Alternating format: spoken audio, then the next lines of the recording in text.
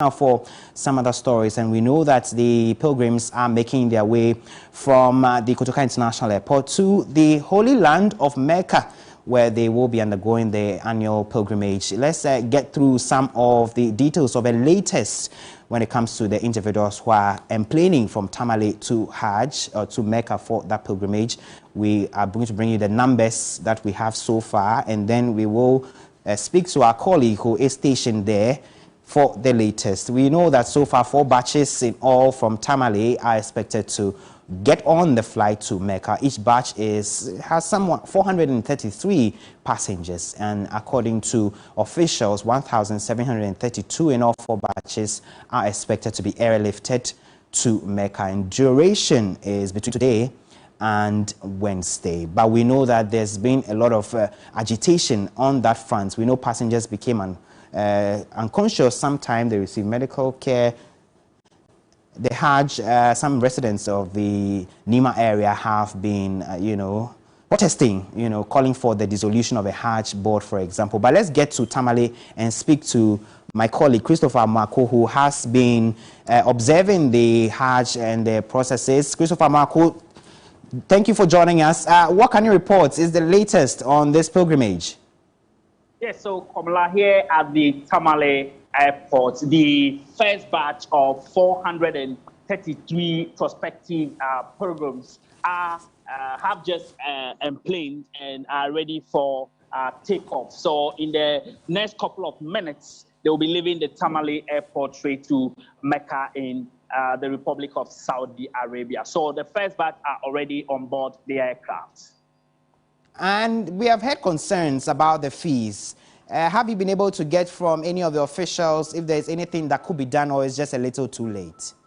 Yes, so according to the officials, that aspect is a little too late. But some of the passengers on board the aircraft, those embarking on this year's Hajj, have been lamenting on the top-up they have to do for this year's Hajj. Remember, some of them had paid their monies earlier, somewhere 2020, but for COVID, they were unable to embark on the pilgrimage. So they are complaining that the fees is way too high and that the Hajj board should do something about it. But the Hajj board are also saying that this is far too late for them to be able to do something about it.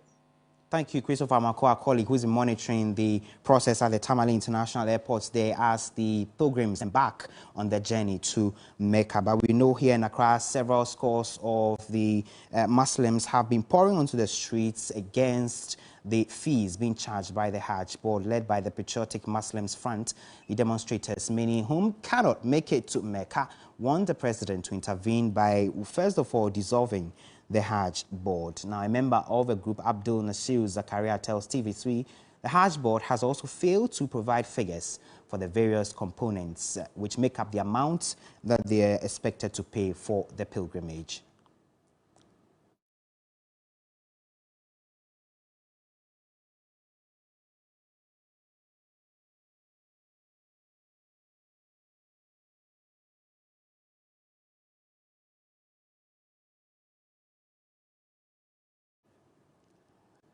And pictures you are seeing on your screens are from the demonstration earlier today, calling for the dissolution of the Hajj board. Many of the Muslims, led by the Patriotic Muslims Front, poured onto the streets early today, demanding the dissolution of the Hajj board because, according to them, the fees for the pilgrimage is exorbitant and they are unable to cough such amounts for the travel. They also say that the Hajj board has not been fair to them in this particular matter. A.R. Gomda is with the Hajj board, is joining us. Thank you, A.R. Gomda, for joining us. So these are concerns that I'm sure have come to your attention over the period. But from the perspective of the board, are the people crying over spilt milk?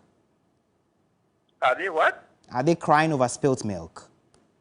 Oh, yeah, indeed. Because as I speak to you, the first batch of pilgrims is about setting off from the Tamale end of the country. And we have closed receiving payments because, look, we don't have enough room. Many people want to embark on the Hajj and are ready with their monies and all arrangements have been completed. As I speak to you, like I said earlier, the chairman of the Hajj board is in Tamale to bless the first batch of pilgrims who will be leaving from that end. Okay. So I think all is set. As soon as the Tamale airlift is completed, then we'll come to Accra and airlift 3 batches. Okay, but the concern for many of these, individuals who are unable now to make the pilgrimage is about the fees. They say the fees are just exorbitant. How do you respond to these? Well, I'll respond to it by saying that, look, there is a challenge economically worldwide, and it isn't restricted to Ghana. And I'm unable to give you the figures now, but we know for sure, and it is verifiable, that the Ghana is charging the lowest in the sub-region. The realistic cost of the Hajj this year should have been 45,000. But look, we are taking lower than that, 39,000 Ghana cedis. It's far, far lower than what is prevailing in the other West African countries. So I think they have to bear with us. Look, Hajj is an expensive thing. When the what we call the pre-Hajj conference was held in Saudi Arabia, in fact, the Saudi authorities told our representatives, the chairman of the Hajj board and others, that look, Hajj this year is going to be more expensive than in previous years. Okay. And their reasons are, one, VAT has appreciated from 5% to 15%.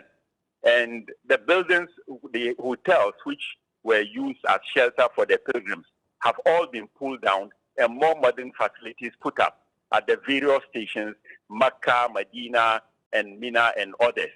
So things are going to be very expensive, besides the current fallout from the Russia-Ukraine war thing. So look, it's not restricted to this country. It's a worldwide trend, and we couldn't have charged lower than we are doing now. So are you at any point at all going to consider the concerns of those who poured onto the street today, among others demanding the dissolution of a board of which you are part of? Well, this is a democracy. They can embark on demonstrations. Anybody can organize. I mean, it's their right. We'll look at their concerns. We will discuss at board level what they are putting out. But, I mean, it's not unusual.